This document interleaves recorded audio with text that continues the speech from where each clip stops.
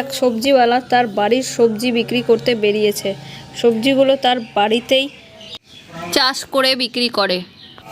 রাস্তায় যাওয়ার পথে এক শাকচুন্নি তার সামনে এসে সবজিগুলো দিতে বলে, কিন্তু সবজিওয়ালাটি শাকচুন্নিকে সবজি দেয় না।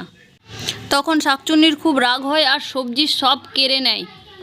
সবজি কেড়ে নেওয়ার পর শাকচুন্নি হাসতে থাকে জোরে জোরে। সেই ভয়ে খুব জোর পালিয়ে যায় সবজিওয়ালা। সে বাড়িতে ঢুকে পড়লে বাড়ির বাইরে শাকচুন্নি পাহারা দেয়। এক নদী ছিল, খুব সুন্দর নদীটি। সেইখানে নৌকা চলতো, পশু পাখিরা ঘুরে বেড়াতো, পাখি উড়তো নানান রকমের।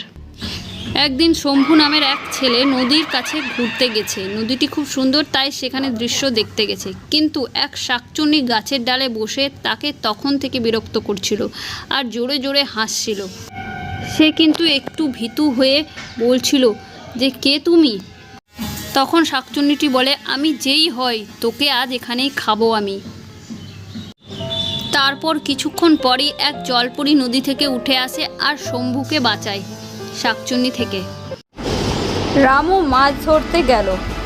যে পুকুরে সে মাছ ধরতে গেল সেই পুকুরে অনেক মাছ এসেছে সে শুনতে পেয়েছে, কিন্তু মাছ আসার রহস্যটা কি সেইটা জানার জন্যই রামু দুপুরে 12টার দিকে মাছ ধরতে গিয়েছে। একটি মাছ ধরার পরই সেখানে শাকচুন্নি উঠে আসে। তারপর শাকচুন্নিকে দেখে রামু সব ছেড়ে সেখান থেকে পালিয়ে যায়।